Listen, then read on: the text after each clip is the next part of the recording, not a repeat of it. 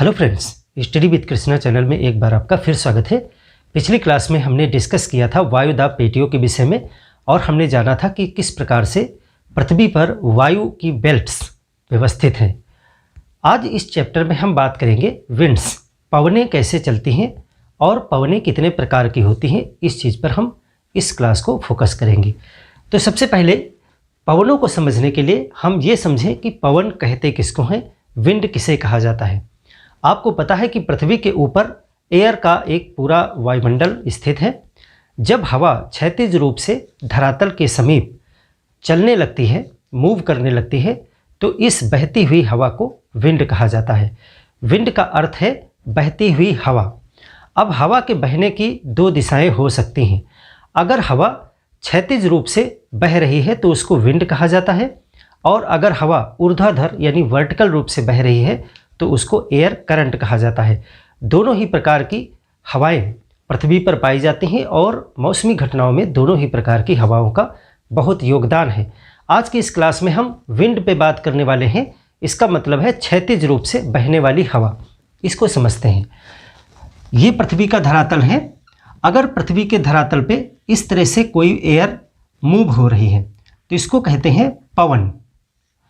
अगर पृथ्वी पर ऊपर की तरफ या ऊपर से नीचे की तरफ कोई हवा मूव हो रही है तो उसको कहते हैं करंट, एयर करंट, वायुधारा। और अगर क्षैतिज रूप से बह रही है तो उसको विंड कहा जाता है। तो विंड की परिभाषा आप क्या लिखेंगे, पवन किसे कहते हैं, तो पवन की परिभाषा हो गई क्षैतिज रूप से वायु का प्रवाह। तो अब सबसे पहला क्वेश्चन मन में ये उठता है कि ये हवाएं चलती क्यों हैं, पवन क्यों चलती हैं। तो जिस प्रकार से पानी अगर ढाल में अंतर है तो वो बहने लगता है, ऊंचे स्थानों से नीचे स्थानों की तरफ पानी का बहाव होता है, उसी प्रकार से हवा का बहाव किन कारणों पर निर्भर होता है, तो वो है दाब। जहाँ पर ऊंचा दाब होगा वहाँ से हवा बहना प्रारंभ होगी और किस तरफ जाएगी, जहाँ पर नीचा दाब होगा यानी लो प्रेशर, निम्न दाब होगा। तो बिल्कुल पानी के उदाहरण से आप याद रखें, पानी हमेशा ऊंचे से नीचे की तरफ बहता है, उसी प्रकार से हवा उच्च दाब से निम्न दाब की तरफ बहती है। अगर पृथ्वी पर दो स्थानों पर वायु दाब में अंतर है, एक स्थान ये है और एक स्थान ये है, यहाँ पर कुछ एयर प्रेशर है, यहाँ पर भी एयर प्रेशर है। अगर इनके एयर प्रेशर में अंतर है तो दाब घटने की दर को दाब प्रवणता कहा जाता है। एक शब्द आता है दाब प्रवणता, प्रेशर ग्रेडियंट। दाब प्रवणता का अर्थ होता है कि एक स्थान से दूसरे स्थान के बीच में दाब के दर गिरने की, यानी कितनी तीव्रता से दाब कम हो रहा है। अगर ए स्थान से बी स्थान के बीच में जो प्रेशर है वो बहुत तेज़ी से कम हो रहा है, यहाँ पर जितना प्रेशर है उसकी अपेक्षा यहाँ पर बहुत कम प्रेशर है और ये तेज़ी से गिर रहा है, तो टेक्निकली लैंग्वेज में ये कहेंगे कि ए और बी के बीच में प्रेशर ग्रेडियंट बहुत ज़्यादा है, दाब का अंतर बहुत ज़्यादा है। और अगर ये दाब धीरे धीरे कम हो रहा है तो कहेंगे दाब प्रवणता कम है। बिल्कुल उसी तरीके से जैसे ढाल ज़्यादा है या ढाल कम है। अगर ढाल ज़्यादा है तो पानी का बहाव बहुत तेज़ होगा और अगर ढाल कम है तो पानी का बहाव धीमा होगा। उसी प्रकार से अगर ए और बी स्थान के बीच में दाब का अंतर कम है तो धीरे धीरे हवा बहेगी, और अगर दाब का अंतर बहुत ज़्यादा है तो हवा का बहाव बहुत तेज होगा। तो पहली शर्त पवन बहने के लिए क्या है, पवनें क्यों चलती हैं, पवन का चलना। पवन का चलना, पहली शर्त दाब प्रवणता। दाब प्रवणता, दाब प्रवणता हमने आपको बताया। तो पवनें किस दिशा से किस दिशा में चलेंगी ये दाब प्रवणता पर निर्भर करता है। जिस स्थान का दाब कम होता है उधर को उस दिशा की तरफ पवनें प्रवाहित होती हैं। तो पहला जो सिद्धांत निकल के आता है, दाब प्रवणता का मतलब है कि दो स्थानों पर, इसको लिख भी लें, पीछे हम बता भी चुके हैं आपको, दो स्थानों के मध्य वायु दाब कम होने की दर है, ये कम होने की दर, रेट। तो दाब प्रवणता की वजह से उच्च दाब के क्षेत्र से निम्न दाब की तरफ वायु का प्रवाह होता है। निम्न दाब की तरफ वायु का प्रवाह होता है। यह पहला सिद्धांत निकल के आता है कि वायु हमेशा उच्च दाब, हाई प्रेशर से लो प्रेशर की तरफ पवन चलेगी। ये पवन के चलने की दिशा होगी। इसको हमने इसलिए समझा क्योंकि पृथ्वी पर हमने देखा था कुछ स्थान ऐसे हैं, कल की वीडियो में हमने बात किया था कि इस तरह से यहाँ पर लो प्रेशर है, फिर हाई प्रेशर है, फिर लो प्रेशर है और फिर हाई प्रेशर है। इस तरह से हमने देखा था कि पृथ्वी पर अलग अलग बेल्ट पाई जाती हैं। तो अब इस चीज़ को समझने के बाद में हम ये समझ जाएंगे कि हवा किधर से किधर मूव होगी। हमेशा हाई प्रेशर की बेल्ट से लो प्रेशर की बेल्ट की तरफ हवा मूव होती है।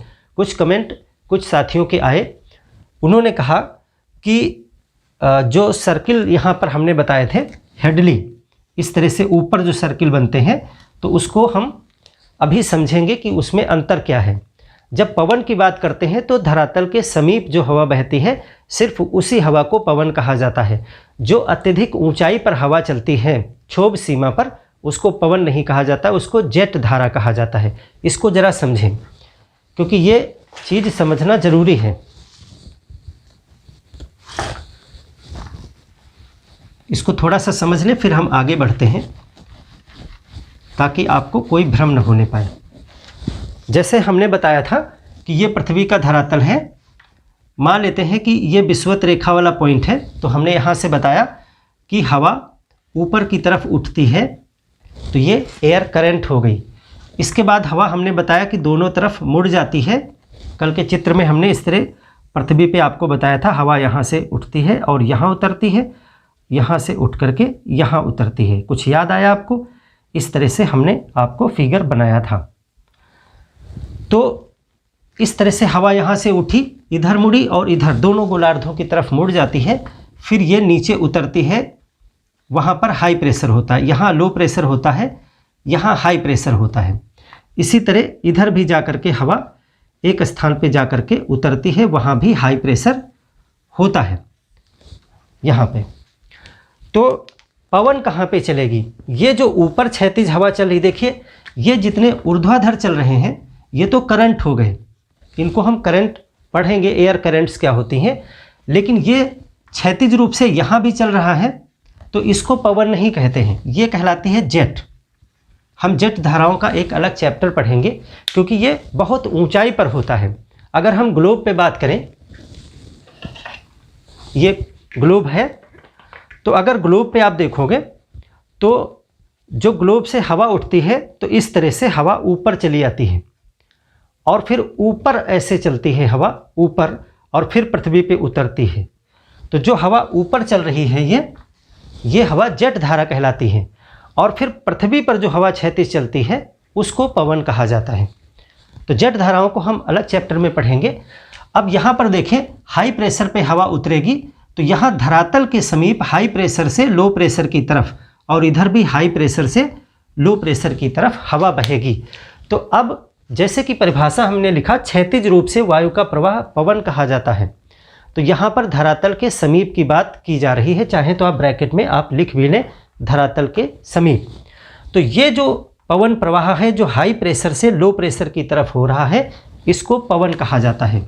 ये है विंड, पवन, पवन, और ये धारा हो गई। और ये ऊपर जो बह रहे हैं इसकी दिशा आपको उल्टा दिखाई पड़ रही होगी क्योंकि आपको लग रहा होगा कि ये लो प्रेशर से हाई प्रेशर की तरफ जा रही है। ये जेट धारा है। जेट धारा को अलग चैप्टर में हम डिस्कस करेंगे। और फिर ये जो हमने सर्किल बन गए थे, इनके नाम हमने बताए थे, हेडली सर्किल, फेरल सर्किल और ध्रुवीय सर्किल। ये 3 प्रकार के कोष बताए थे आपको, तो उस पर भी एक चैप्टर हम कर लेंगे, त्रिकोशीय वायुमंडलीय संचरण क्या होता है। हम यहाँ पे सिर्फ आपको ये समझाना चाह रहे हैं कि पवन क्या चीज़ है। तो पवन धरातल के समीप उच्च वायु दाब के क्षेत्र से निम्न वायु दाब के क्षेत्र की तरफ हवाओं का प्रवाह जो होता है वो पवन कहलाता है। तो इतनी चीज़ को अगर आपने समझ लिया है तो आपके लिए चैप्टर बहुत ईजी हो जाएगा। कुछ भी नहीं है, पवन चैप्टर बहुत ईजी है। सिर्फ आप मेरी बात को जो 25-30 मिनट की क्लास होगी बहुत गौरपूर्वक सुन लीजिए, समझ लीजिए, कभी आप नहीं भूलेंगे। क्षैतिज रूप से वायु के प्रवाह को पवन कहते हैं। वायु क्यों प्रवाहित होती है? वो दाब प्रवणता की वजह से प्रवाहित होती है। दाब प्रवणता दो स्थानों के मध्य वायु दाब के कम होने की दर को कहते हैं। जिधर दाब ज़्यादा होता है, उच्च दाब होता है, उधर से निम्न वायु दाब की तरफ हवा का प्रवाह होता है धरातल के समीप। इसी को पवन कहते हैं। इसको क्या कहते हैं? पवन कहते हैं। तो ये तो पवन के चलने का नियम है, पवन के चलने का नियम है। लेकिन कल की क्लास में आपने देखा था कि पवन सीधी दिशा में नहीं जाती है। हमने यहाँ पर बताया कि ये हाई प्रेशर बेल्ट है और ये लो प्रेशर बेल्ट है। इस तरह से दो बेल्ट हैं।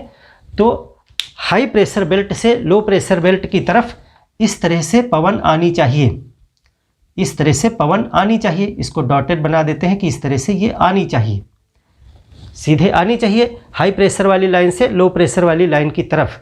लेकिन पृथ्वी पर हमने देखा कि ये सीधे ना आकर के ये इस तरह से आती है, तिरछा आती है। और इधर भी हमने देखा था, इधर से हवा जो है इधर को तिरछा आती है। ये हाई प्रेशर की कोई लाइन है तो ये भी इस तरह से जानी चाहिए थी सीधे, लेकिन सीधे न जा करके वो तिरछा जा रही हैं। तो हवाएं अपने दिशा से मुड़ क्यों जाती हैं? इसके मुड़ने के पीछे क्या कोई कारण है या ऐसे ही मन के माने तरीके से बना दिया? नहीं, इसके पीछे एक कारण है, विज्ञान है। और मुड़ने की दिशा निश्चित है। हमेशा हवा जिधर चाहेगी उधर नहीं चली जाएगी, वो किधर को मुड़ेगी उसके लिए कई कारण होते हैं। एक तो निम्न वायु दाब का क्षेत्र जिधर मिलेगा उधर की तरफ मुड़ेगी, और दूसरा होता है कोरियालिस फोर्स, कोरियालिस बल, जिसको विज्ञान की भाषा में डिफ्लेक्शन फोर्स कहते हैं, विक्षेपण बल। इस बल के विषय में कोरियालिस नाम के एक वैज्ञानिक ने बताया था कि इसी बल की वजह से हवाएं मुड़ जाती हैं, इसीलिए तब से इस बल को कोरियालिस बल भी कहा जाता है। तो अब हम जानेंगे कि हवा मुड़ती किस दिशा में है, उसके क्या नियम हैं। तो पहले आपने जान लिया कि हवा चलती क्यों है, चलने के लिए दाब है। अब हम देखेंगे हवाओं के मुड़ने का नियम क्या है। दोनों ही चीज़ों को जानने के बाद में हम देखेंगे पृथ्वी पर कौन कौन सी पवनें पाई जाती हैं। इतना आपको समझ में आ गया होगा कि पवनें क्यों चलती हैं। अब हम देखें पवन के मुड़ने का कारण क्या है, उसके नियम क्या हैं। पवनों के मुड़ने के नियम, ये बहुत क्वेश्चन आपसे प्रीलिम्स में भी पूछे जाएंगे और मेंस में तो आपको कॉन्सेप्ट क्लियर होना ही चाहिए। मुड़ने के नियम में 2-3 बातें आपको जाननी हैं। सबसे पहली चीज़ क्या है, आपको पता है कि पवन हमेशा हाई प्रेशर से लो प्रेशर की तरफ चलती है पवन, ये हमने समझ लिया पहली चीज़।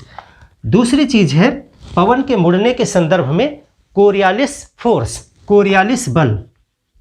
पहले इसको समझेंगे हम। कोरियालिस बल, कोरियालिस फोर्स। कोरियालिस फोर्स क्या है? कोरियालिस फोर्स एक्चुअल में और कुछ नहीं है, कोरियालिस तो वैज्ञानिक का नाम है। इन्होंने ये बताया था कि हवाएं मुड़ क्यों जाती हैं, इसीलिए उस बल को कोरियालिस बल कहा जाने लगा। पृथ्वी जब घूमती है, ये पृथ्वी आपको पता है अर्थ जो है वो पश्चिम से पूरब की तरफ घूमती है, और इसी वजह से सूर्य जो है वो पूरब से पश्चिम जाता दिखाई पड़ता है, क्योंकि हम जिधर को घूमते हैं चीज़ें उसके उल्टा दिशा में चलती प्रतीत होती हैं। तो पृथ्वी पश्चिम से पूरब की तरफ घूमती है। तो ये हमारा है ईस्ट पूरब और ये है वेस्ट। तो पृथ्वी हमेशा पश्चिम से पूरब की तरफ घूमती है, इसीलिए सूर्य पूरब से पश्चिम जाता दिखाई पड़ता है। जब ये विषुवत रेखा है,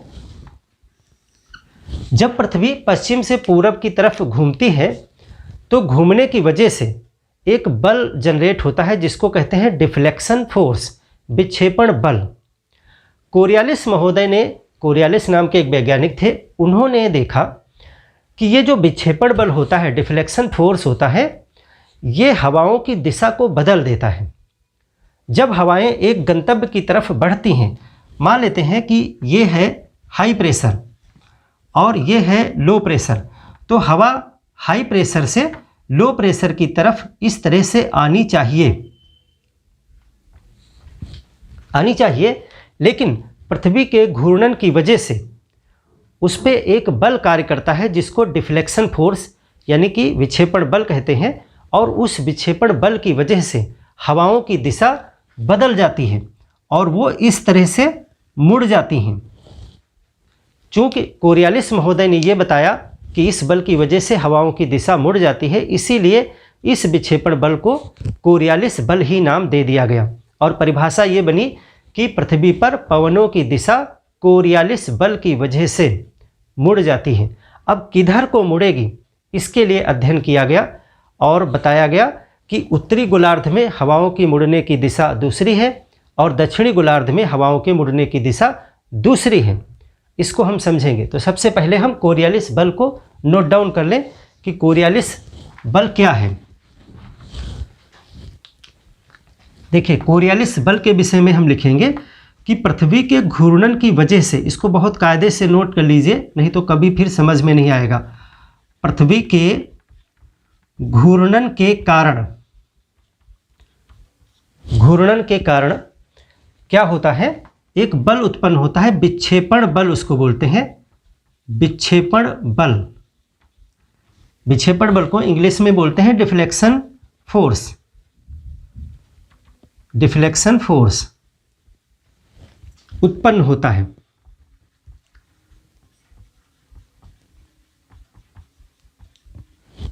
और इस बल के कारण, इसी के कारण पवनों की दिशा बदल जाती है। पवनों की दिशा बदल जाती है। अब जियोग्राफी में सिर्फ आपको इतना ही मालूम होना चाहिए। फिजिक्स पढ़ रहे होते तो इसको हम फार्मूले से जो है सिद्ध करते कि डिफ्लेक्शन फोर्स किस प्रकार से जो है हवा की दिशा को बदल देगा। ऐसा होता इसलिए है क्योंकि पृथ्वी की ये जो इस तरह से अक्षांश हैं ये ऊपर जाते हैं तो ये वृत्त छोटा होता जाता है। वृत्त छोटा हो जाने की वजह से हर वृत्त की त्रिज्या छोटी होती जाती है और आर का मान कम होने से डिफ्लेक्शन फोर्स का मान बढ़ता चला जाता है। तो जैसे जैसे हम ध्रुव की तरफ जाएंगे वैसे वैसे विक्षेपण बल बढ़ता जाता है, वो आप फिजिक्स में पढ़ते हैं। तो पृथ्वी के घूर्णन की वजह से डिफ्लेक्शन फोर्स बनता है और डिफ्लेक्शन फोर्स उन सब चीज़ों पर लगता है जो गतिमान हो। पृथ्वी पर कोई भी चीज़ अगर चल रही है, चाहे वो पक्षी उड़ रहा हो, चाहे हवाई जहाज़ उड़ रहा हो, चाहे बंदूक से निकली हुई गोली हो, चाहे आपकी मिसाइल हो, चाहे आपका रॉकेट हो, कोई भी चीज़ अगर पृथ्वी के वायुमंडल में गतिमान है तो उस पर विक्षेपण बल जरूर लगेगा और विक्षेपण बल उस वस्तु की चलने की दिशा को बदल देता है। ये हमेशा याद रखिए, क्वेश्चन आपसे बनेगा कि चलते हुए विमान पर भी क्या विक्षेपण बल लगता है, तो बिल्कुल लगता है, विमानों की दिशा को परिवर्तित करता है। अब वो सब तकनीक से कंट्रोल किया जाता है ताकि सही दिशा में हम चलें। कितना डिफ्लेक्शन फोर्स लगेगा और कितना हमको एंगल बना के रखना पड़ेगा, ये सब मशीन से नियंत्रित किया जाता है। तो ये जो विक्षेपण बल होता है इसी के कारण पवनों की दिशा बदल जाती है। कोरियालिस महोदय ने इस चीज़ का पता लगाया था कि ये फोर्स जो है वो पवन की दिशा को बदल देता है, इसीलिए तब से इसको कोरियालिस बल कहा जाता है। तो कोरियालिस बल, ये वैज्ञानिक का नाम है कोरियालिस महोदय। महोदय आप लिख लेंगे तो समझ जाएंगे कि कोई ये व्यक्ति है। कोरियालिस महोदय ने इसका अध्ययन किया था।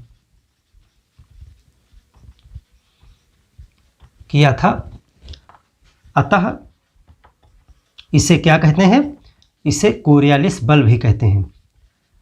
तो विकल्प में चाहे कोरियालिस बल लिख के आए, चाहे डिफ्लेक्शन फोर्स या विक्षेपण बल लिख करके आए, दोनों ही सही हैं। प्रश्न इस तरह से आएगा कि पृथ्वी पर पवनों की दिशा को कौन सा बल नियंत्रित करता है, तो विक्षेपण बल या कोरियालिस बल। और किस वजह से ये बल उत्पन्न होता है, पृथ्वी के घूर्णन के कारण। ये क्या करता है, पृथ्वी पर गतिमान वस्तुओं की दिशा को परिवर्तित कर देता है। अब किधर परिवर्तित करेगा, ये दूसरा फैक्टर है। पहली चीज़ तो हमने ये जाना तो ये है कोरियालिस महोदय ने बताया। अब इससे होता यह है कि पृथ्वी दो गोलार्धों में बटी हुई है। यह है उत्तरी गोलार्ध और इधर का होता है दक्षिणी गोलार्ध। तो उत्तरी गोलार्ध में ये बल दूसरे प्रकार से काम करता है और दक्षिणी गोलार्ध में ये बल दूसरे प्रकार से काम करता है। उत्तरी गोलार्ध में ये पवनों की दिशा को किधर को मोड़ेगा ये आपको याद रखना है। तो उत्तरी और दक्षिणी के लिए जस्ट विपरीत परिस्थितियां हैं। उत्तरी गोलार्ध में ये पवनों की दिशा को, पवन के चलने की दिशा को दाईं तरफ मोड़ देता है। यानी कि आप कह सकते हो उत्तरी गोलार्ध में इस बल की वजह से पवनें अपने चलने की दिशा से दाहिनी तरफ मुड़ जाती हैं, उत्तरी में दाहिनी तरफ। और दक्षिणी गोलार्ध में इसके उल्टा कर दीजिए, दक्षिणी गोलार्ध में पवनें अपने चलने की दिशा के बाईं तरफ मुड़ जाती हैं। ये पवन के चलने की दिशा से जोड़ा जाएगा, आपकी अपनी दिशा से नहीं। तो इसमें लिखेंगे उत्तरी गोलार्ध में, बहुत कायदे से एक सेंटेंस में लिख लें, उत्तरी गोलार्ध में पवनें अपने दाएं या दाहिनी तरफ मुड़ती हैं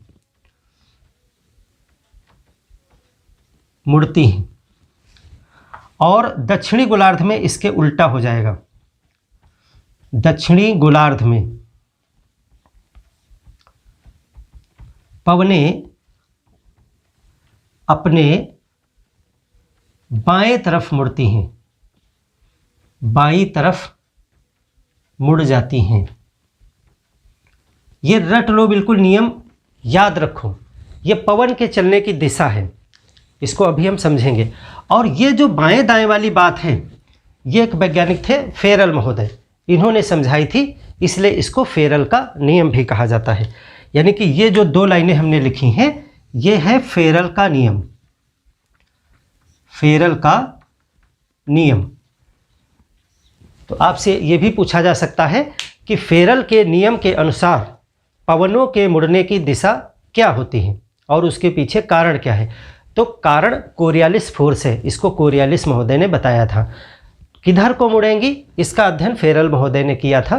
तो फेरल ने बताया कि उत्तरी गोलार्ध में पवनें अपने दाहिनी तरफ मुड़ जाती हैं और दक्षिणी गोलार्ध में पवनें अपने बाईं तरफ मुड़ जाती हैं। तो अब देखें, अगर ये पृथ्वी है, यही पृथ्वी बनी हुई है, इसी को स्पष्ट करके बना लें, आपको इस चीज़ को समझा दें। ये पृथ्वी है, इसको आप बना भी लीजिएगा। ये आपका विषुवत रेखा हो गया 0 डिग्री। तो ये आपका नॉर्दर्न हेमिस्फीयर, सदर्न हेमिस्फीयर हो गया। मान लेते हैं कि विषुवत रेखा पर लो प्रेशर होता है, ये लो प्रेशर है और यहाँ पर हाई प्रेशर है। हाई प्रेशर, ये हाई प्रेशर की लाइन है जो हमने आपको बताई थी 30 से 35 के बीच में होती है। तो अब पृथ्वी तो घूम रही है, हाई प्रेशर से लो प्रेशर की तरफ एक पवन चलती है, चलना शुरू करती है। मान लेते हैं ये पवन हाई प्रेशर से चली, तो इसको यहाँ आना चाहिए लो प्रेशर पे इस तरह से, और इधर से एक पवन चली तो इसको भी लो प्रेशर पे इस तरह से आना चाहिए, ऐसा होना चाहिए। लेकिन अब ये दो चीज़ें काम करेंगी, कोरियालिस फोर्स इस पे काम करेगा। पहला तो आपने देख लिया, हाई प्रेशर से लो प्रेशर की तरफ पवन आ रही है और आनी ही चाहिए। अब इस पे कोरियालिस फोर्स लगेगा और फेरल का नियम कहता है कि अगर उत्तरी गोलार्ध में कोई पवन है तो वो अपने दाहिनी तरफ मुड़ जाएगी। तो ये पवन इधर को आ रही है तो इसका दाहिना इधर को हुआ, तो ये पवन इधर मुड़ जाएगी, ये यहाँ पर आने के बजाय यहाँ आ जाएगी। दक्षिणी गोलार्ध में पवन अपने बाईं तरफ मुड़ जाती हैं। तो दक्षिणी गोलार्ध में पवन, अब देखिए ये तो इधर को चल रही है तो बिल्कुल मेरा भी मुँह इधर को ही है, तो मेरा ये बायां हुआ, तो ये पवन दक्षिणी गोलार्ध में अपने बाएं तरफ मुड़ जाएगी। तो इस तरह से पवन के मुड़ने की दिशा दोनों गोलार्धों में एक दूसरे के विपरीत होती है। अब इसी को थोड़ा और आगे हम देखें, अगर यहाँ फिर एक प्रेशर लाइन हो, यहाँ फिर एक लो प्रेशर हो ऊपर, यहाँ पे फिर आपका एक लो प्रेशर है, यहाँ भी लो प्रेशर है, आपको पता ही है, हमने आपको डायग्राम में बताया था। तो हाई प्रेशर से लो प्रेशर की तरफ हवा यहाँ भी चलेगी और वो भी हवा इसी नियम के अनुसार मुड़ेगी। यानी कि अब जब इस हाई प्रेशर से इधर की तरफ हवा चलेगी तो इस तरह से आनी चाहिए, लेकिन वो भी अपने जो दक्षिणी गोलार्ध में है तो दक्षिणी गोलार्ध में बाईं तरफ मुड़ेगी। तो अब इसका बायां ये हुआ तो ये हवा इधर आ जाएगी, चूँकि ये इधर को चल रही है तो बायां इधर हुआ, और ये इधर हाई प्रेशर से जो लो प्रेशर की तरफ हवा जाएगी वो इस तरह से जानी चाहिए थी, लेकिन वो भी इस तरह से हो जाएगी। तो आप कह सकते हो कि फेरल का नियम हवा के मुड़ने की दिशा को बताता है, और कोरियालिस महोदय की जो रिसर्च है वो उसके पीछे के कारण बताता है। अब एक हैं तीसरे, उनको भी आपको समझना चाहिए। उन्होंने सिर्फ अपना एक नियम बताया था, वो भी कभी कभी आपसे पूछ लिया जाता है। तो एक तो ये हमने बात देखी, दूसरी बात हमने ये देखी, और तीसरी बात इससे संबंधित एक नियम और है, उसको भी हम देख लेते हैं। उसको कहते हैं 22 बैलेट का नियम। 22 बैलेट नियम, 22 बैलेट महोदय थे, उन्होंने भी अपना एक नियम दिया था। चीज़ वही है, सिर्फ उनका कहने का तरीका अलग था। इसको लिखेंगे, यहाँ पे लिखेंगे हम 22 बैलेट का नियम, यहाँ पे आप लिख लें। यदि इसको एक सेंटेंस में लिख लेंगे, यदि कोई व्यक्ति हवा की दिशा, पवन आप लिख लीजिएगा, हवा की दिशा में मुंह करके खड़ा हो जाए, मुंह करके खड़ा हो जाए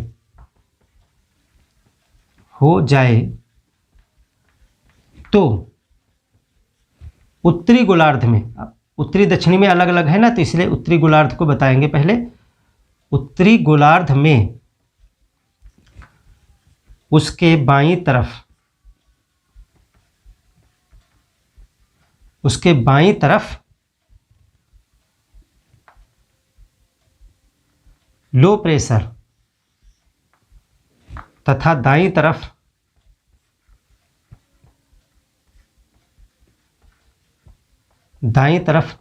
हाई प्रेशर होगा, दाईं तरफ हाई प्रेशर होगा। यह है 22 बैलेट का नियम, ये 22 बैलेट का नियम है।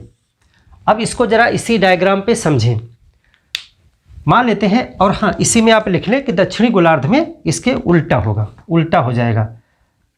दक्षिणी गोलार्ध में इसके विपरीत होगा, इसके विपरीत नियम होगा। विपरीत का मतलब है तब बाईं तरफ हाई प्रेशर हो जाएगा, दाईं तरफ लो प्रेशर हो जाएगा। अब इसी चित्र में अगर इसको समझने की कोशिश करें हम, उत्तरी गोलार्ध में, उत्तरी गोलार्ध में, ये उत्तरी गोलार्ध है, उत्तरी गोलार्ध में ये हवा आ रही है इस तरह से, ये हवा इस तरह से आ रही है, जैसे ये बनाया वैसे ये बनाया। अब यहाँ पे कोई इंसान खड़ा हो जाए और वो इधर को ही मुंह कर ले, इधर लो प्रेशर जिधर को हवा जा रही है इधर को ही मुंह कर ले, तो अगर मैं इधर को हवा जो चल रही है, ये हवा की दिशा ऐसे है, कैमरे की तरफ आ रही है, तो मैं भी इधर को ही खड़ा हो जाता हूँ, तो ये मेरा बायां हाथ हुआ, तो बाएं हाथ लो प्रेशर और दाहिने हाथ हाई प्रेशर होना चाहिए। तो अगर मैं यहाँ पे खड़ा हूँ तो ये मेरा दाहिना हुआ, तो देखिए दाहिनी तरफ हाई प्रेशर और बाईं तरफ लो प्रेशर वाली लाइन है, ये लो प्रेशर हो गया, ये हाई प्रेशर हो गया। तो इन्होंने बताया कि अगर हवा की तरफ मुंह करके कोई व्यक्ति उत्तरी गोलार्ध में खड़ा हो जाए तो उसके बाएं हाथ में जब वो अपने बाईं तरफ देखेगा तो वो लो प्रेशर की तरफ होगा और दाहिना हाथ उसका हाई प्रेशर की तरफ होगा। ये थोड़ा छोटा चित्र है, इसको बड़ा बना के आप देखिएगा और आप आसानी से समझ जाएंगे। इस सेंटेंस को बहुत गौर से स्पष्ट लिखिएगा, थोड़ा सा भी बायां दायां हुआ तो सब उल्टा हो जाएगा। तो इसको कहते हैं 22 बैलेट का नियम। क्वेश्चन कैसे आपसे पूछा जाएगा? क्वेश्चन आपसे पूछा जाएगा कि according to 22 ballot theory, 22 ballot के नियम के अनुसार यदि कोई व्यक्ति हवा की दिशा में मुंह करके खड़ा हुआ है तो उसके बाईं तरफ क्या होगा? उच्च दाब होगा, निम्न दाब होगा, या अन्य विकल्प उसमें दिए होंगे, न्यूट्रल होगा, या जो भी दे दें विकल्प उसमें। तो हमेशा याद रखिए कि 22 बैलेट का नियम कहता है कि बाईं तरफ लो प्रेशर। इसको कैसे याद रखेंगे? बायां हाथ हमेशा थोड़ा डाउन होता है, लो रहता है, यानी दाहिने से ज़्यादा ताकत मानी जाती है, दाहिने से ज़्यादा लोग काम करते हैं। हाँ, कुछ लोग दाहिने के बजाय बाएं से ज़्यादा काम करते हैं, बायां हाथ ज़्यादा ताकतवर होता है उनका, लेकिन जनरल तौर से दाहिना ज़्यादा ताकतवर होता है। तो दाहिना उच्च दाब, बायां निम्न दाब। तो 22 बैलेट का नियम कहता है कि बाईं तरफ निम्न दाब होगा, दाहिनी तरफ हाई प्रेशर होगा, अगर हवा की दिशा में मुंह करके खड़े हों। उत्तरी गोलार्ध की बात की जा रही है, भारत की बात की जा रही है। और जब दक्षिणी गोलार्ध में जाएंगे तो जस्ट इसके उल्टा कर दीजिएगा आप। वो अपने देश की तरफ की बात नहीं है, तो उसको आप उल्टा कर दीजिएगा, यानी अब बाईं तरफ हाई प्रेशर, दाहिनी तरफ लो प्रेशर। अगर इस हवा पे आप अप्लाई करके देखोगे तो ये बात बिल्कुल सही निकल आएगी कि बाईं तरफ हाई प्रेशर हो जाएगा और दाहिनी तरफ लो प्रेशर हो जाएगा। देखिए यहाँ पर अगर मैं खड़ा हूँ तो ये मेरा बायां होगा, बाईं तरफ हाई प्रेशर हो जाएगा और दाहिनी तरफ लो प्रेशर हो जाएगा। चलिए इसको मिटा देते हैं और फिर हम देखते हैं कि पवनें अब कितने प्रकार की हुई। तो कोरियालिस बल के विषय में 2 पॉइंट और लिख लीजिए जो क्वेश्चन आपसे पूछे जा सकते हैं। देखिए कोरियालिस विषय में 2 बातें और लिखिए कि जो कोरियालिस बल है, कोरियालिस बल विषुवत रेखा पर न्यूनतम होता है, विषुवत रेखा पर न्यूनतम। ये पूछा जा सकता है आपसे सबसे कम कहाँ होता है, और ध्रुवों पर अधिकतम होता है, ध्रुवों पर अधिकतम होता है, अधिकतम। विषुवत रेखा पर न्यूनतम होता है और ध्रुवों पर अधिकतम होता है। इसका मतलब है कि जितना ज़्यादा कोरियालिस फोर्स उतना ज़्यादा हवाओं के मुड़ने की गति। तो जितना ध्रुव की तरफ जाएंगे उतना हवाएं और ज़्यादा गोल गोल घूमती नजर आएंगी आपको। तो ये पवनों के मुड़ने की आप नियम को समझ गए। अब हम देखें कि पवनों की कितनी पेटियां पाई जाती हैं, क्योंकि 2 बेल्ट के बीच में एक पवन की बेल्ट पाई जाती है। तो एक डायग्राम बना करके हम देखें कि कितने प्रकार की पवनें होती हैं। पृथ्वी पर पवनों की 6 बेल्ट होती हैं, यानी 6 समझिए खेत हैं जिनमें हवाएं बह रही हैं। अब देखिए जो पवन होते हैं, विंड्स, पवनें, विंड्स 3 प्रकार की होती हैं। एक पवन होती हैं जिनको कहते हैं प्रचलित पवनें या प्रचलित प्रिवेलिंग विंड्स, प्रचलित पवनें, प्रिवेलिंग विंड्स। दूसरी होती हैं सामयिक पवनें, सामयिक पवनें या सीजनल विंड्स। नाम से स्पष्ट है इनका सीजन होता है।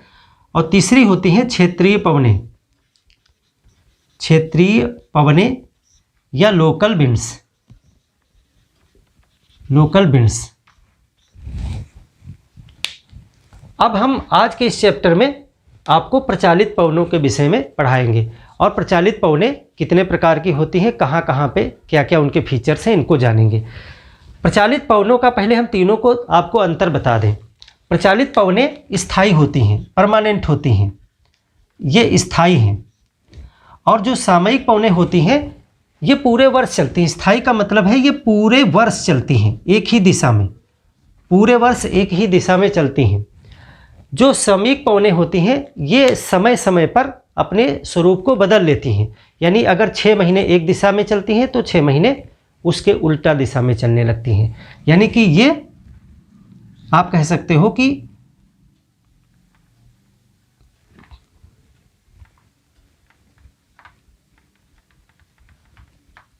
समय अनुसार, जैसे 6 माह, दिशा बदल लेती हैं। जैसे भारत में मानसूनी पवनें जो होती हैं वो सीजनल विंड्स हैं, 6 महीने वो दूसरी दिशा में चलती, फिर 6 महीने दूसरी दिशा में चलती हैं। तो इनको हम और चैप्टर में पढ़ेंगे। क्षेत्रीय पवनें, इनका सीधा सा मतलब है कि ये स्थायी नहीं है, ये लोकल हैं, कि जैसे कि हमारे एक विशेष क्षेत्र में ये हवा चल रही है, किसी दूसरे क्षेत्र में वो हवा चल रही है, ऐसा ज़रूरी नहीं है। कहीं पे कुछ उस क्षेत्र की विशेष परिस्थितियों की वजह से ये हवा उसी एरिया में चलती हैं। जैसे जम्मू कश्मीर में कोई हवा चल रही है, अमेरिका में कोई हवा चल रही है, साउथ अफ्रीका में कोई हवा चल रही है, इटली में कोई हवा चल रही है। तो अलग अलग क्षेत्रों में अलग अलग कंडीशंस के कारण वहाँ की अपनी स्पेशल हवाएं हो सकती हैं, उनके अलग गुण धर्म हो सकते हैं, उनके अलग अलग नाम हो सकते हैं। तो ये लोकल विंड्स, यहाँ से बहुत क्वेश्चन बनते हैं, कौन सी हवाएं कहाँ चलती हैं, उनके क्या फीचर हैं, ठंडी हवाएं, गर्म हवाएं, पवनें जो होती हैं। तो इसको अलग चैप्टर में करेंगे हम। सामयिक पवनों को हम अलग चैप्टर में पढ़ेंगे। आज की इस क्लास में हम प्रचलित पवनें, प्रिवेलिंग विंड्स, परमानेंट विंड्स या जो है प्लेनेटरी विंड्स भी इनको बोलते हैं, तो इसके विषय में हम जानेंगे। तो 3 प्रकार की पवनें होती हैं। तो चलिए हम एक डायग्राम बना करके सबसे पहले प्रचलित पवनों को समझते हैं। इसको आप पहले नोट कर लीजिए और उसके बाद आप पहली हेडिंग डालिए, प्रचलित पवनें। प्रचलित पवनें, पहले आज हम इस चैप्टर में प्रचलित पवनों को पढ़ेंगे। प्रचलित पवनें जितने प्रकार की हैं उन सबको हम डायग्राम पे समझेंगे। जो परमानेंट विंड्स होती हैं इनको स्थायी पवनें भी कहा जाता है, ये परमानेंट चलती रहती हैं, स्थायी पवनें। इनको ग्रहीय पवनें भी कहा जाता है, ग्रहीय पवनें यानी कि प्लैनेटरी, प्लैनेट जैसे होता ना, प्लैनेटरी विंड्स, इनको ग्रहीय पवनें भी कहा जाता है। ये पूरे वर्ष चलती हैं, पूरे वर्ष और एक ही दिशा में, दिशा नहीं बदलती हैं, पूरे वर्ष एक ही दिशा में, जिस दिशा में चलती हैं उस दिशा में चलती रहती हैं। ये पूरे वर्ष एक ही दिशा में चलती हैं, ये इनके फीचर्स हैं। अब इसमें 3 प्रकार हैं, और वो 3 प्रकार कौन से हैं? प्रचलित पवनों के 3 प्रकार होते हैं। अभी डायग्राम बनाएंगे, सब कुछ आपको समझ में आ जाएगा, पहले इसको नोट्स पे नोट करें तभी समझ में आएगा। प्रचलित पवनों के 3 प्रकार हैं। पहली है trade winds, trade winds, Hindi में लिखें व्यापारिक पवनें। हालांकि ट्रेड का मतलब यहाँ व्यापारिक नहीं है, व्यापारिक पवनें, अंग्रेजी में इनको बोलते हैं ट्रेड विंड्स। इस ट्रेड का जर्मन का शब्द है, ट्रेड का मतलब होता है ट्रैक यानी निश्चित मार्ग। ये निश्चित मार्ग पर चलती हैं, यानी कि दिशा अपनी नहीं बदलती हैं, इसीलिए इनको ट्रेड विंड्स नाम दिया गया था। हालांकि इन विंड्स के सहारे व्यापार भी किया जाता था, इसीलिए इसको व्यापारिक पवनें भी कहा जाता है, लेकिन ट्रेड का ट्रांसलेशन व्यापारिक नहीं है। ये इनको कहते हैं सन्मार्गी, यानी एक ही मार्ग पर चलने वाली पवनें, इनको सन्मार्गी पवन भी कहा जाता है, सन्मार्गी। ये पहला प्रकार हो गया। इनको पूर्वी पवनें भी कहा जाता है, सन्मार्गी या पूर्वा। दूसरा जो टाइप है उनको कहते हैं पछुआ पवनें, पछुआ पवनें यानी वेस्टर्लीज,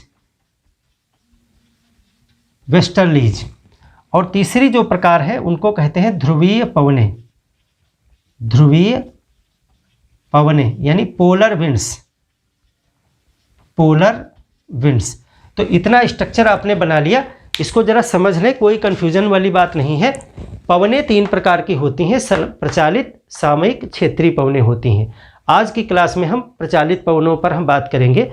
तो प्रचलित पवनें फिर से 3 प्रकार की होती हैं, यानी यही प्रचलित पवनें 3 प्रकार की हो जाती हैं, व्यापारिक, पछुआ और ध्रुवीय पवनें। व्यापारिक पवनें, पछुआ पवनें, ध्रुवीय पवनें, इन तीनों को हम डायग्राम पे समझेंगे और ये परमानेंट इनके क्या फीचर्स हैं इनको भी हम जानेंगे। तो एक पृथ्वी का डायग्राम बना लेते हैं हम, जैसा कल बनाया था बिल्कुल वैसा ही, और इसमें हम पवनों को दर्शाएंगे कि कौन सी पवन कहाँ पे पाई जाती है। जब भी प्रचलित पवनों के विषय में आपको लिखना होगा तो आप बताएंगे कि ये स्थायी पवनें होती हैं, यानी कि परमानेंट रूप से इनका वास पाया जाता है, ऐसा नहीं होगा कि कुछ समय बाद गायब हो जाए। ये ग्रही पवनें कहलाती हैं क्योंकि पूरे प्लेनेट पे चलती हैं, पूरे पृथ्वी पर चलती हैं, इसीलिए इनको प्लेनेटरी विंड्स कहा जाता है। और ये पूरे वर्ष एक ही दिशा में चलती हैं, यानी कि जो पवन जिस दिशा में चलती है अपनी दिशा वो बदलती नहीं है। ऐसा नहीं है कि सभी एक ही दिशा में चलती हैं। पछुआ पवन अगर एक किसी दिशा में चल रही है तो वो उसी दिशा में पूरे वर्ष चलती है। ये 3 प्रकार की होती हैं, व्यापारिक, पछुआ और ध्रुवीय। अब आते हैं डायग्राम पे, इसको हम बनाएंगे और देखेंगे कहाँ कहाँ पे ये कैसे कैसे चलती हैं। तो सबसे पहले पवनों को समझने के लिए पिछला चैप्टर देखना बहुत ज़रूरी है। वहाँ पर आपने प्रेशर बेल्ट्स के विषय में देखा था कि प्रेशर बेल्ट्स कहाँ कहाँ पे होती हैं। तो अगर आपने वो चैप्टर देखा है तभी आप इसको समझ पाएंगे। पहली प्रेशर बेल्ट यहाँ पर है, ये लो प्रेशर है, लो प्रेशर। दूसरी प्रेशर बेल्ट 30 से 35 डिग्री के बीच में है, जो हाई प्रेशर है, इसका भी नाम अब पता है आपको। तीसरी बेल्ट आपकी 60 से 65 के बीच में है, जो फिर से लो प्रेशर है। और इसी तरह इधर भी जो है हाई प्रेशर है और इसके बाद फिर से लो प्रेशर है, लो प्रेशर। पिछली क्लास में हमने आपको इसको बताया भी था। चलिए यहाँ पर हम बता देते हैं। ये इक्वाटोरियल लो प्रेशर है और ये 5 डिग्री नॉर्थ से 5 डिग्री साउथ के बीच में है। ये हाई प्रेशर, इसको बोलते हैं सब ट्रॉपिकल हाई प्रेशर बेल्ट, और ये 30 डिग्री नॉर्थ से 35 डिग्री नॉर्थ के बीच में पाया जाता है।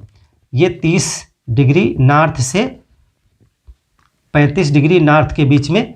और फिर ये है आपका सब पोलर लो प्रेशर, इसको बोलते हैं 60 डिग्री नॉर्थ से 65 डिग्री नॉर्थ के बीच में। और फिर यहाँ पर आपका है हाई प्रेशर, ध्रुवीय हाई प्रेशर। फिर यहाँ ध्रुव पर क्या है, हाई प्रेशर, और यहाँ भी है हाई प्रेशर। और इस हाई प्रेशर को क्या बोलते हैं, ध्रुवीय यानी पोलर हाई प्रेशर। तो ये आपका 90 डिग्री पर है, ये पोलर हाई प्रेशर है 90 डिग्री पर, 80 से 90 के बीच में। तो इस तरह से आप देख रहे हो पृथ्वी पर सबसे बीच में लो यानी निम्न दाब है, उसके बाद उच्च दाब, फिर निम्न दाब, फिर उच्च दाब। तो ये सिचुएशंस हो गई। इसका मतलब है कि अलग अलग प्रकार के दाब क्षेत्र हैं, तो यहाँ पर अलग अलग प्रकार की पवनें बहेंगी।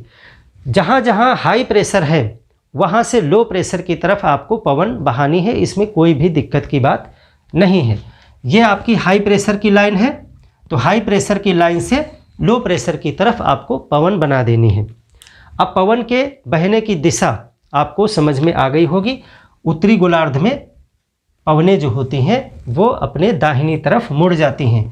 तो ये हाई प्रेशर है, हाई प्रेशर से पवन अगर लो प्रेशर की तरफ जाएगी तो दाहिने मोड़ दीजिए। मैं अपने दाहिने हाथ इसको मोड़ दूंगा, तो ये पवन इस तरह से चलेंगी, सीधी न चल के इस तरह से चलेंगी। हाई प्रेशर से लो प्रेशर की तरफ जाएंगी, लेकिन किधर मुड़ते हुए, दाहिने मुड़ते हुए। अब यही हाई प्रेशर से लो प्रेशर इधर भी तो आएंगी, यही हाई प्रेशर से लो प्रेशर इधर भी आएंगी। तो अब फिर से ये अपने दाहिने मुड़ेंगी, तो ऐसे ना आकर के ये इधर को चलेंगी। अब दाहिना उधर हो गया ना, क्योंकि मुंह इधर हो गया इनका। जब मुंह इधर हो गया तो दाहिना बदल गया। अब देखिए ध्रुव पर हाई प्रेशर है, तो हाई प्रेशर से इस लो प्रेशर की तरफ हवा चलेगी, और हवा किधर को चलेगी, जैसे ये है वैसे ही हाई प्रेशर से लो प्रेशर की तरफ आएगी तो दाहिने मुड़ेगी। तो ये उत्तरी गोलार्ध में आपको 3 प्रकार की पवनें दिखाई पड़ रही हैं। यही तीनों पवनों के नाम लिखे हैं। पहली पवनें कौन सी हैं, देखिए ये जो हैं, ये जो विषुवत रेखा की तरफ आ रही हैं, इनको कहते हैं व्यापारिक पवनें। यही हैं व्यापारिक पवनें, व्यापारिक पवनें। और दूसरी जो इस हाई प्रेशर से लो प्रेशर की तरफ जा रही हैं, इनको कहते हैं पछुआ पवनें। नाम इनके हमने पहले भी आपको बताए थे, वेस्टर्लीज। और ये जो ध्रुव से लो प्रेशर की तरफ आ रही हैं, इनको कहते हैं ध्रुवीय पवनें। अब इन प्रेशर लाइन के नाम आपको बिल्कुल याद होने चाहिए। पिछली क्लास में हमने आपको बताया था, क्योंकि जब भी आपको किसी पवन के विषय में बताना होगा तो आप ऐसे तो नहीं कह दोगे यहाँ से यहाँ चल रही है। क्या ऐसे बताओगे किसी को कि ये वाली हवा यहाँ से यहाँ चल रही है? मैं तो आपको यहाँ चित्र में समझा रहा हूँ कि इस लाइन से इस लाइन। तो क्या पेपर में भी आप ऐसे ही लिख दोगे इस लाइन से इस लाइन तक? या किसी को बताना होगा तो आप कहोगे इस लाइन से इस लाइन तक, तो कहेगा ऐसे कैसे समझ में आएगा? इस लाइन उस लाइन क्या है? लाइन का कोई नाम है ना। तो पिछले क्लास में हमने आपको इन सभी बेल्ट्स के नाम बताए थे। ये आपकी है इक्वाटोरियल लो प्रेशर, सब ट्रॉपिकल हाई प्रेशर, सब polar low pressure, polar high pressure. इसी तरह इधर के भी नाम हैं। तो जब भी किसी पवन का आपको वर्णन बताना होगा तो हमेशा बताएंगे सब ट्रॉपिकल हाई प्रेशर से इक्वाटोरियल लो प्रेशर की तरफ, यानी उपोष्ण उच्च दाब पेटी से विषुवत रेखीय निम्न दाब पेटी की तरफ चलने वाली हवाओं को व्यापारिक पवन कहा जाता है। उत्तरी गोलार्ध में होने की वजह से ये हवाएं अपने दाहिने तरफ मुड़ जाती हैं, इसीलिए इनकी दिशा उत्तर से दक्षिण न हो करके ये दिशा हो गई किधर से? पूरब और उत्तर, पूरब उत्तर से दक्षिण पश्चिम की तरफ हो जाती है, तिरछा हो जाती हैं हवाएं। कोई दिक्कत है? डायग्राम से सब कुछ आप लिख सकते हैं। अब जस्ट ऐसे ही इधर भी वही तीन नाम इधर भी आ जाएंगे। अब यहाँ पर हवाएं बनाए तो इस हाई प्रेशर से, इसका नाम है वही सब ट्रॉपिकल हाई प्रेशर। यहाँ से लो प्रेशर की तरफ हवा चलेगी तो इस तरह से। अब दक्षिणी गोलार्ध में नियम बदल गया, हवाएं अपनी बाईं तरफ मुड़ जाती हैं, तो ये बायां है, बाईं तरफ मुड़ गई। और इसी हाई प्रेशर से जब इधर आएंगी तो इनका बायां उधर हो जाएगा, फिर बाईं तरफ मुड़ गई और इसी तरह से ये हवाएं आ गई। सब कुछ क्लियर हो जाएगा, हर एक चीज़ समझ में आ जाएगी अगर आपने इसके लॉजिक को पकड़ लिया। अब वही सेम नाम इधर भी हैं, व्यापारिक पवने, पछुआ पवने। पछुआ पवने इनको क्यों कहते हैं? क्योंकि ये पश्चिम की तरफ से आ रही हैं। ये पवन, ये वेस्ट दिशा है ना, यहाँ वेस्ट है तो वेस्ट से चल रही है, इसलिए इसको पछुआ कहते हैं। तो ये पूरब से चल रही हैं, ये पूरब है ना ईस्ट, तो ये तो पूरब से चल रही हैं तो इनको पूर्वा भी कहा जाता है। ये भी पूर्वा कहलाती हैं, ध्रुवी पूर्वा। तो यही तीन नाम इधर भी आ गए और वैसे ही इनका वर्णन आप करोगे।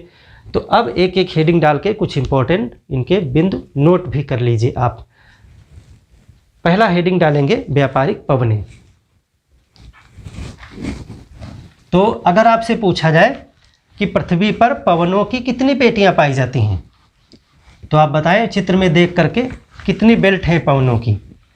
टोटल बेल्ट टाइप की बात नहीं कर रहे हैं, तो पवनें तो तीन प्रकार की हैं, 1 2 3, और वही सेम इधर भी हैं। लेकिन अगर बेल्ट की बात की जा रही है तो 6 बेल्ट हो गई, 1 2 3 4 5 और 6 क्षेत्र हैं जहाँ पर अलग अलग प्रकार के पवन चल रहे हैं। और इसमें आप देखिए, इसमें 2 ऐसे क्षेत्र हैं जहाँ पर हवाओं की टकराहट हो रही है। एक तो आप देख रहे हो कि विषुवत रेखा पर 2 हवाएं टकरा रही हैं, व्यापारिक पवनें टकरा रही हैं। और एक क्षेत्र आपका इस लो प्रेशर पे है, यहाँ पे लो प्रेशर वाली लाइन जो है सब पोलर लो प्रेशर बेल्ट, यहाँ पर भी देखिए ध्रुवीय हवाएं और पछुआ हवाएं टकरा रही हैं। तो यहाँ पर जहाँ जहाँ पर हवाएं टकराती हैं वहाँ वहाँ पर चक्रवात बनते हैं। ये हमेशा याद रखिएगा, जहाँ जहाँ पर हवाएं टकराएंगी वहाँ पर चक्रवात बनेंगे, साइक्लोन बनेंगे। तो एक तो यहाँ पर साइक्लोन बनने की स्थिति बन रही, क्योंकि जब साइक्लोन वगैरह पढ़ोगे तो ये सब लॉजिक आपको पता होनी चाहिए साइक्लोन कहाँ बनेंगे। तो ये ठंडे क्षेत्रों में बन रहे हैं, इसलिए इनको शीतोष्ण कटिबंधीय साइक्लोन चक्रवात कहेंगे। अब यहाँ पर भी चक्रवात बनने चाहिए, लेकिन यहाँ विषुवत रेखा पर चक्रवात नहीं बनते हैं। उसके पीछे कारण ये है कि ये हवाएं टकरा ही नहीं पाती हैं। आपको लग तो रहा है कि ये टकराएंगी, लेकिन ये टकराने से पहले ही लो प्रेशर पर इतना ज़्यादा तापमान होता है कि ये ऊपर चली जाती हैं। ऐसे आ रही हैं और धीरे धीरे गर्म होने लगी, तो गर्म होते होते होते टकराने से पहले ही ये ऊपर चली गई। इसलिए बीच में कुछ ऐसा क्षेत्र बच गया जहाँ पर हवाएं पहुँची ही नहीं, यानी वो तेज़ चलती हवाएं नहीं पहुँची, वो ऐसे आई और ऐसे निकल गई। तो बीच के क्षेत्र को हमने क्या नाम बताया था आपको? डोलड्रम। 5 डिग्री से 5 डिग्री के बीच में शांत क्षेत्र रहता है जिसको डोलड्रम कहते हैं। ये हवा टकराने से पहले ही ऊपर चली जाती हैं और ऊपर जा कर के वर्षा भी करती हैं, उसको भी हम समझेंगे। हालांकि ज़्यादातर ये शुष्क होती हैं और लेकिन यहाँ पर फ्रंट बनता है जाके, यहाँ पे और यहाँ पे ठंडी और गर्म हवाएं टकराती हैं। इधर वाली गर्म हवाएं हैं क्योंकि ये विषुवत की तरफ से आ रही ये वाली, और ये पोल की तरफ से जा रही तो ये ठंडी हैं। सेम सिचुएशन इधर भी है। तो ठंडी और गर्म हवा जब टकराएगी तो फ्रंट बनेंगे, वहाँ पर वाताग्र बनेंगे, चक्रवात का जन्म होगा। वो सब आगे कहानी हम पढ़ेंगे। तो यहाँ पर हम देखें कि व्यापारिक पवनें क्या हैं। सबसे पहली हेडिंग आपकी है ट्रेड विंड्स। हालांकि ये सिर्फ मैं सुविधा के लिए लिखने जा रहा हूँ, सब कुछ फिगर में ही है, कुछ भी आपको अलग से सोचने की ज़रूरत नहीं है। सबसे पहले आप बता दें कि ये पवनें क्यों उत्पन्न होती, कहाँ से आती हैं। तो व्यापारिक पवनें यानी इनको कहते हैं ट्रेड विंड्स। जैसा हमने बताया कि ट्रेड का मतलब व्यापार यहाँ पर नहीं है। ट्रेड का मतलब होता है, जर्मन भाषा का शब्द है क्योंकि जर्मन के वैज्ञानिकों के द्वारा ये दिया गया। तो ट्रेड का मतलब है ट्रैक। ट्रैक का मतलब होता है एक मार्ग यानी सन्मार्ग, एक ही मार्ग, निश्चित मार्ग। तो एक मार्ग, निश्चित मार्ग पर चलने वाली हवाओं को व्यापारिक पवनें कहा जाता है, ट्रेड विंड्स कहा जाता है। अच्छा, हिंदी में जो व्यापारिक नाम है वो ट्रेड है। उसका मतलब है कि व्यापार में जहाज़ों को चलाने के लिए ये हवाएं बहुत कारगर होती थीं। ये सब देखिए, इस क्षेत्र में जो जहाज़ चला करते होंगे कभी, जो पतवार लगा करके इस तरह से जहाज़ होते थे, ऐसे यहाँ पर एक कपड़े का फाल लगा होता था और इसी में हवा टकराती थी और ये जहाज़ को लेके चलती थी।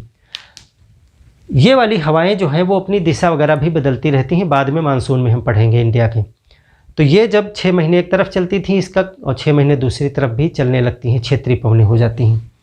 तो इसी में टकराती थी। तो व्यापार में ये हवाएं बड़ा सहयोग करती थी। किसी को इधर जाना है तो इसी हवा के सहारे चला जाता था। तो इसीलिए इनको व्यापारिक पवनें भी कहा जाने लगा।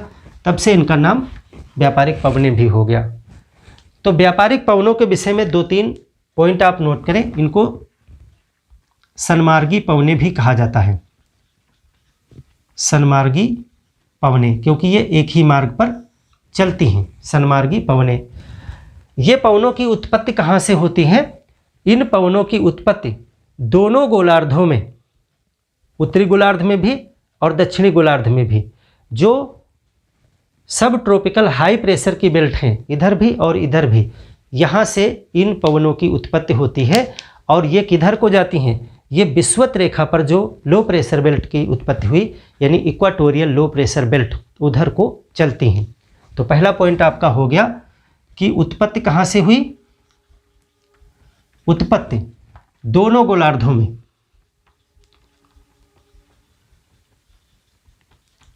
दोनों गोलार्धों में उपोष्ण उच्च दाब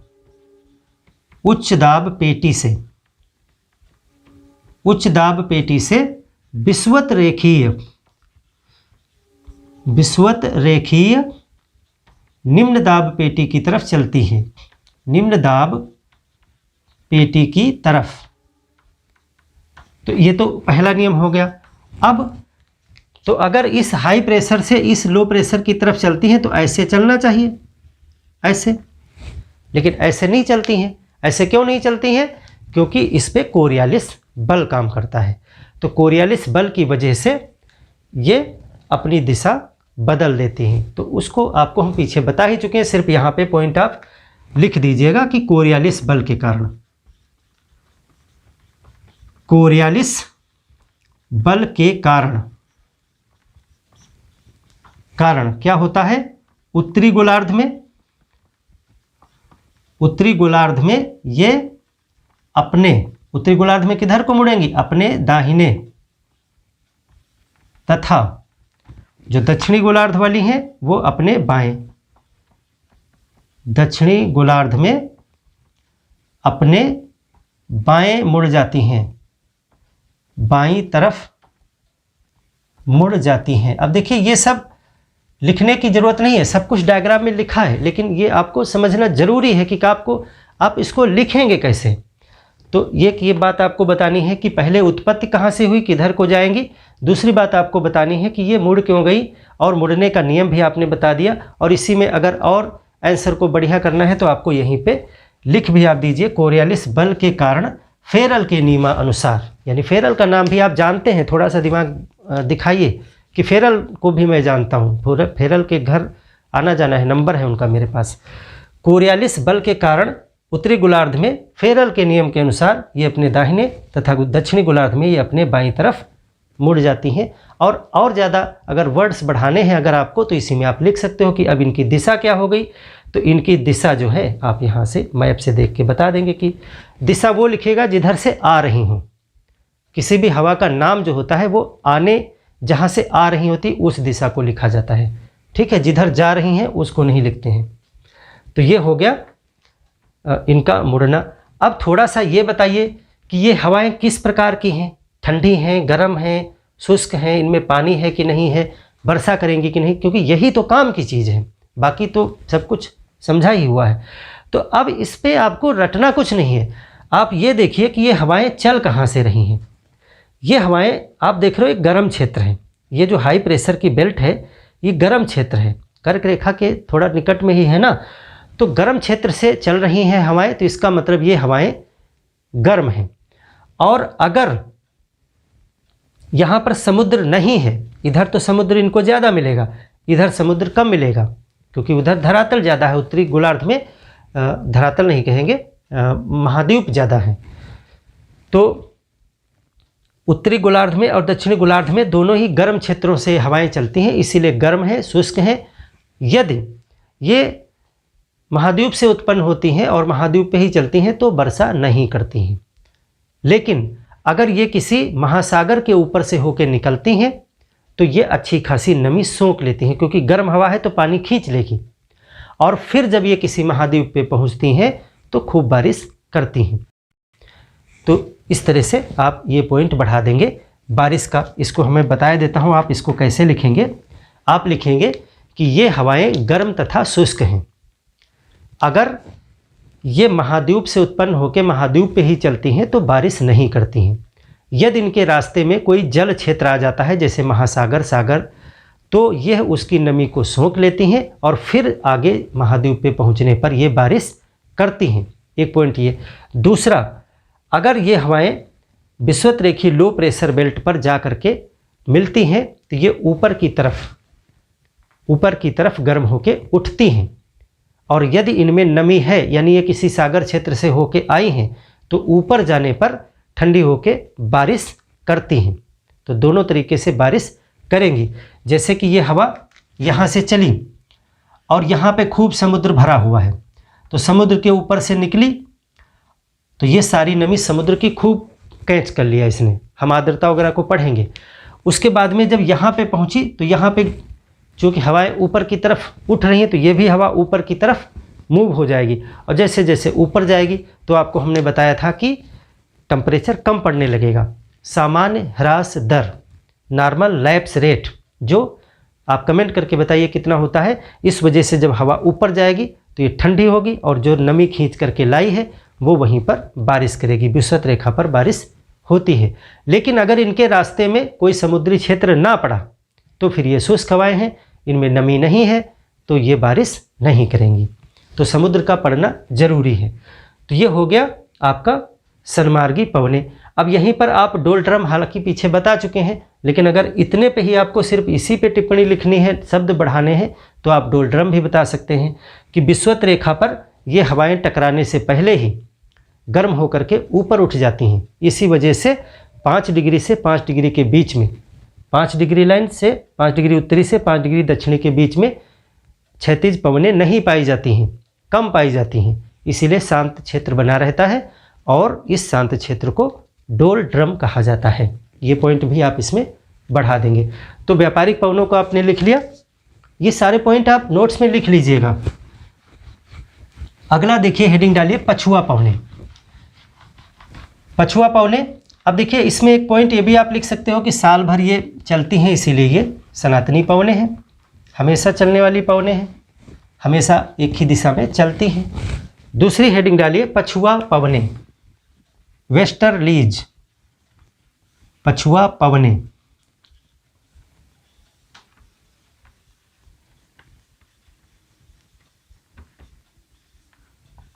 वेस्टर्लीज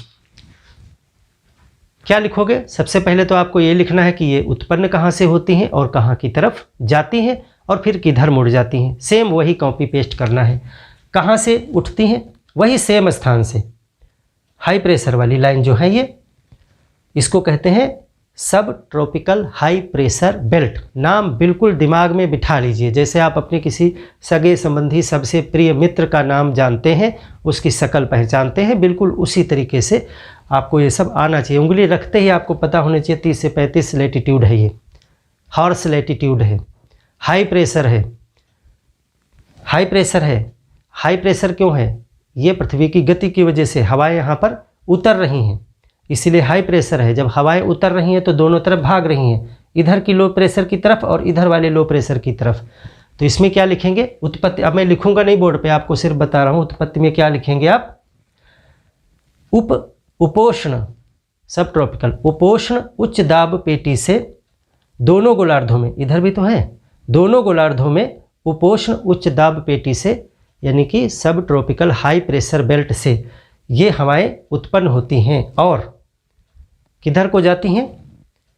ये सब पोलर लो प्रेशर बेल्ट उपध्रुवीय निम्न दाब पेटी की तरफ, लो प्रेशर की तरफ ही जाएंगी, चलती हैं।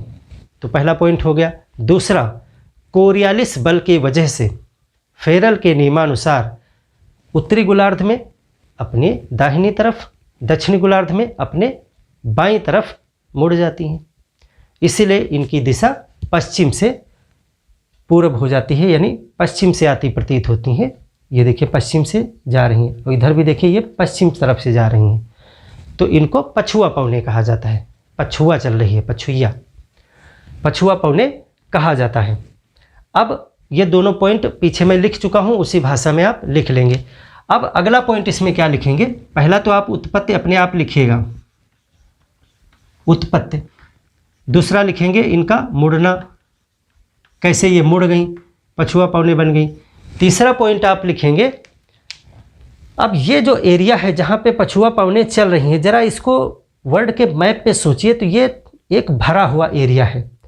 यहाँ महाद्वीप महाद्वीप महाद्वीप सब महाद्वीप भरा हुआ है। और ज़रा इधर पे गौर करिए, इधर सिर्फ ऑस्ट्रेलिया है, यहाँ पे इधर थोड़ा सा है, बाकी सब समुद्र समुद्र समुद्र। जिस एरिया में पछुआ पवने बह रही हैं, दक्षिणी गोलार्ध में वो क्षेत्र महाद्वीप के बजाय महासागर की अधिकता रखता है, वहाँ पे महासागर ज़्यादा हैं। उत्तरी गोलार्ध में जहाँ पछुआ पवने बह रही हैं वहाँ पर महासागर कम है, महाद्वीप ज़्यादा है। तो यहाँ पर महासागर कम होने की वजह से इनमें नमी कम है, लेकिन यहाँ पे महासागर अधिक होने की वजह से इनमें नमी अच्छी खासी पाई जाती है। तो एक नमी वाला फैक्टर हो गया। दूसरा, इधर स्पीड कम होगी क्योंकि हवाओं को नियंत्रित करने के लिए घर्षण बल भी काम करता है। हवाओं को देखिए 3 चीज़ें नियंत्रित करती हैं। क्वेश्चन आपसे पूछा जा सकता है, कहीं पे लिख लीजिएगा, पवनों का नियंत्रण। पूछा जा नहीं सकता है, पूछा गया भी है, मैंने कहीं क्वेश्चन देखा है इसका। पवनों का नियंत्रण 3 चीज़ों से होता है। पहली चीज़ होती है वायुदाब। एक तो वायुदाब से नियंत्रित होगा, हाई प्रेशर से लो प्रेशर की तरफ चलेगी। दूसरा होता है कोरियालिस बल। कोरियालिस बल यानी कि वो किधर मुड़ेंगी ये डिपेंड करता है कोरियालिस बल पे। और तीसरा होता है घर्षण। समुद्र पे घर्षण कम है तो महासागर पे हवाएं बहुत तेज चलती हैं, और जहाँ घर्षण ज़्यादा होता है महाद्वीपों पे वहाँ हवाएं थोड़ा स्लो हो जाती हैं। तो 3 चीज़ें पवनों को नियंत्रित करते हैं। तो यहाँ पे महासागर अधिक हैं, इसीलिए यहाँ पर घर्षण बल बहुत कम है और इस जगह पर हवाएं बहुत तेज चलती हैं। तो यहाँ पर पछुआ पवनों के 3 क्षेत्रीय नाम हैं, वो नाम आपसे पूछे जाते हैं। वो नाम इधर नहीं होंगे क्योंकि वहाँ पर महाद्वीप ज़्यादा है, हवाएं तेज नहीं चलती हैं। तो आप यहाँ लिखें कि दक्षिणी गोलार्ध में, आप देखिए दक्षिणी शब्द यहाँ जरूरी है, ये दोनों गोलार्ध में नहीं है बात। दक्षिणी गोलार्ध में अधिक समुद्र होने के कारण अधिक महासागर होने के कारण पछुआ पवनें बहुत तेज चलती हैं। पछुआ पवनें बहुत तेज चलती हैं, ये क्वेश्चन आपसे पूछा जा सकता है। तेज चलती हैं और इनके 3 क्षेत्रीय नाम हैं। 3 क्षेत्रीय नाम हैं, यानी कि इनको इस दक्षिणी गोलार्ध में 3 और नामों से जाना जाता है। वो 3 नाम कौन से हैं? देखिए, 40 डिग्री पर अलग नाम है, 50 डिग्री पर अलग नाम है और 60 डिग्री पर अलग नाम है। देखिए यहीं पर ये आपको पता है कि ये 35 हो गया, 30 से 35 वाली लाइन है और ये 60 से 65 वाली लाइन है। तो इसी के बीच में 40, 50 और 60 3 लाइनें आपकी पड़ेंगी जाके, 40 वाली लाइन, 60 वाली लाइन, 50 वाली लाइन। तो 40 डिग्री पर जब यहाँ से हवाएं चलना शुरू होती हैं, तो जब 40 पे पहुँचती हैं, 40 वाली लाइन पर, तो इनकी बहुत तेज़ रफ्तार हो जाती है और नीचे समुद्र भरा हुआ है तो बिल्कुल आवाज़ करने लगती हैं जैसे गरज रही हैं। जैसे शेर गरजते हुए चलता है वैसे ही हवाएं ये गरजने लगती हैं, क्योंकि बिल्कुल खुला साए साए क्षेत्र है, कोई बाधा नहीं है, तो हवाओं की आवाज़ आने लगती है। और समुद्री नाविकों ने ये नाम दिए हैं, क्योंकि जो समुद्र में जहाज़ लेके गए उन्होंने इन आवाज़ों को सुना कि जब हम इस जगह पर पहुंचते हैं तो हवाओं की आवाज़ें आती हैं जैसे कि गरजते हुए चल रही हैं हवाएं। तो 40 डिग्री के आसपास उनकी नाव थी यहाँ पे इस लाइन पे, तो इसका नाम उन्होंने रखा कि गरजती चालीसा। ये इधर कंडीशन नहीं बनेगी क्योंकि इधर उतना खुला स्पेस मिलता ही नहीं है, ये दक्षिणी गोलार्ध में ही बनेगा। तो 40 डिग्री पर इनका नाम है, इनको कहते हैं गरजती चालीसा। 40 पे हैं और गरज रही हैं, गरजती चालीसा। इंग्लिश में इसको कहते हैं रोरिंग, गरजना यानी रोरिंग 40s, रोरिंग 40s। और 40 से और आगे बढ़ी, 50 वाली लाइन पे आई तो और स्पीड इनकी बढ़ गई। अब गरजने के बजाय भयानक हो गई आवाज़, बहुत ज़्यादा डरावनी हो गई। तो 50 वाली लाइन पे इनको कहते हैं भयानक 50, फ्राइटनिंग 50s या भयानक 50। भयानक 50, 50 वाली लाइन पे है फ्यूरियस 50s, फ्यूरियस 50s या फ्राइटनिंग 50s भी कहते हैं इनको, फ्राइटनिंग 50s।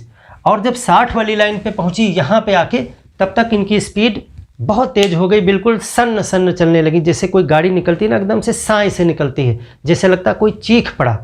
तो इसको कहते हैं चीखती साठा। अगला नाम इसका जो 60 डिग्री पर पहुंचने पर हो जाता है उसको कहते हैं चीखती साठा। अब एक चीज़ ये आप याद रखिएगा कि ये तीनों नाम दक्षिणी गोलार्ध में इस पछुआ पवनों के हैं। आपसे पूछा जाता है चीखती साठा किस पवन का नाम है, तो चीखती साठा पछुआ पवन का नाम है। किस डिग्री पर? दक्षिणी गोलार्ध यानी 60 डिग्री साउथ पर, 60 डिग्री नॉर्थ पर नहीं। चीखती साठा श्रीकिंग 60s, क्या इंग्लिश में इसको कहते हैं? Shrieking, shrieking 60s। ये हो गया आपका चीखती साठा। अब ये वाली हवाएं हमने बताया, इसको लिखेंगे कि ये इन हवाओं में यहाँ उत्तरी गोलार्ध में और दक्षिणी गोलार्ध में जो उपध्रुवीय लो प्रेशर बेल्ट है वहाँ पर ध्रुवीय पवनों से इसकी टकराहट होती है, वाताग्र बनता है और इसमें शीतोष्ण कटिबंधीय चक्रवात और प्रतिचक्रवात बनते हैं। ये पॉइंट आप जरूर लिख लीजिएगा। यहीं पे अगला पॉइंट डालिए और लिखिए कि पछुआ पवनें जब, ये कौन सी बेल्ट है? उपध्रुवीय निम्न वायुदाब पेटी पर पहुंचती हैं तो यह किन हवाओं से टकराती हैं? ये कौन सी हवाएं हैं? ध्रुवीय पूर्वा पवनें। तो ये ध्रुवीय पवनों से टकराती हैं जो कि ठंडी पवनें हैं, और पछुआ पवनें गर्म पवनें हैं क्योंकि ये गर्म क्षेत्र से आ रही हैं। तो ठंडी और गर्म पवनों के टकराहट का क्षेत्र बनता है, वाताग्र का जन्म होता है और यहाँ पर शीतोष्ण कटिबंधीय चक्रवात बनते हैं। ट्रॉपिकल साइक्लोन, टेम्परेट साइक्लोन बनते हैं, टेम्परेट साइक्लोन शीतोष्ण कटिबंधीय चक्रवात बनते हैं और प्रतिचक्रवात की दशाएं बनती हैं, यहाँ भी और यहाँ भी। तो इस तरह से इस पॉइंट को आप नोट करेंगे, चक्रवाती वर्षा होती यहाँ पर है। तो ये हो गई पछुआ पवनें। अब तीसरी जो है वो है ध्रुवीय पवनें। ध्रुवीय पवनों में आपको बहुत कुछ लिखना ही नहीं है, सिंपल सा है, जो भी सामने दिख रहा है वही आपको लिख देना है। ध्रुवीय पवनें, पोलर विंड्स, ध्रुवीय पवनें, पोलर विंड्स। बस अगर ये डायग्राम आपने दिमाग में बिठा लिया तो कुछ भी, मेरे वर्डिंग्स की कोई ज़रूरत ही नहीं, आपको किसी पुस्तक की ज़रूरत नहीं, सिर्फ इसको समझिए। जब भी ध्रुवीय पवनों की, अब ये ठंडी होंगी गर्म होंगी, आपका दिमाग खुद ही बताएगा। पोल पर से आ रही, पोल ठंडा है, यहाँ भी पोल पर से जा रही हैं, तो इन हवाओं की उत्पत्ति पोलर हाई प्रेशर से होती है। दोनों ध्रुवों पर हाई प्रेशर है, पोलर हाई प्रेशर उसको बोलते हैं। तो पोलर हाई प्रेशर से इन पवनों की उत्पत्ति होती है। किधर को चलती हैं? सब पोलर लो प्रेशर बेल्ट की तरफ चलती हैं और कोरियालिस बल की वजह से, वही कहानी, बार बार वही कहानी, कोरियालिस बल की वजह से उत्तरी गोलार्ध में अपने दाहिनी तरफ, दक्षिणी गोलार्ध में अपने बाईं तरफ मुड़ जाती हैं। और ये किस हवाओं से टकराती हैं? वही वाला पॉइंट सेम टू सेम जो पछुआ पवन में लिखा था कि पछुआ पवनों से लो प्रेशर बेल्ट पर टकराती हैं और वाताग्र बनते हैं, चक्रवात बनता है। वही पूरी कहानी फिर से रिपीट कर देनी है। जब एक ही आंसर में लिख रहे हो तीनों के विषय में तब मत रिपीट करिएगा, लेकिन अगर सिर्फ इसके विषय में लिख रहे हैं तो आप वो सारी चीज़ें यहाँ फिर से रिपीट कर देंगे। तो इस प्रकार से व्यापारिक पवनें, पछुआ पवनें और ध्रुवीय पवनें, तीनों किस प्रकार की पवनें हैं? परमानेंट विंड्स हैं, एक ही दिशा में चलती हैं, साल भर चलती हैं। और इनके विषय में हमने सारी चीज़ें जान ली कि कैसे कैसे वर्षा करती हैं, क्या होता है, और पछुआ पवनों के कुछ नाम भी हमने जाने। तो इस क्लास में पवनों के कुछ नाम हमने जाने। एक क्वेश्चन आपसे पूछा जा सकता है, एक पवन होती है अलग से, ये तो हो गई, एक और अलग से बोनस पवन, उसको कहते हैं भू विक्षेपी पवन। क्या होती है? कभी आपसे पूछा जा सकता है भू विक्षेपी पवन। ये उस हेडिंग से मतलब नहीं है, बोनस पॉइंट है। जियोस्ट्रॉफिक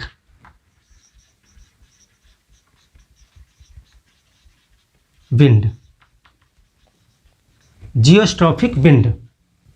भू विक्षेपी पवन किसको कहते हैं? तो देखिए, भू विक्षेपी पवन होती है 3-4 किलोमीटर ऊपर चलती है। ये जैसे ये धरातल है तो धरातल के निकट तो ये सब पवनें चलती हैं। थोड़ा 3-4 किलोमीटर ऊपर जाएंगे, अभी जेट मत पहुंच जाना कि वहाँ जेट है सर, ये जेट है, जेट अलग चीज़, जेट बहुत ऊंचे है, वो क्षोभ सीमा पर है। हम सिर्फ 3-4 किलोमीटर की बात कर रहे हैं, 3 से 4 किलोमीटर। तो 3 से 4 किलोमीटर पर एक अंतर हो जाता है। हमने अभी आपको बताया था कि पवन को कंट्रोल करने वाले 3 फैक्टर होते हैं। एक फैक्टर होता है हाई प्रेशर, लो प्रेशर, तो वो तो फैक्टर वहाँ भी है। दूसरा फैक्टर होता है कोरियालिस बल, कोरियालिस बल भी वहाँ है। तीसरा फैक्टर जो होता है फ्रिक्शन फोर्स, घर्षण बल। तो 3-4 किलोमीटर जब ऊपर चले जाओगे तो वहाँ पर धरातल से संपर्क नहीं है हवा का, तो घर्षण बल कम हो जाता है। इस वजह से घर्षण बल कम हो जाने की वजह से वहाँ पर क्या होता है, कोरियालिस बल और जो दाब प्रवणता है यानी प्रेशर बेल्ट का प्रेशर ग्रेडियंट है, उनमें संतुलन स्थापित हो जाता है, क्योंकि वही 2 फैक्टर अब पवन को नियंत्रित कर रहे होते हैं। तो उसकी वजह से पवनें क्या होती हैं, वो समदाब रेखाओं के समांतर चलने लगती हैं।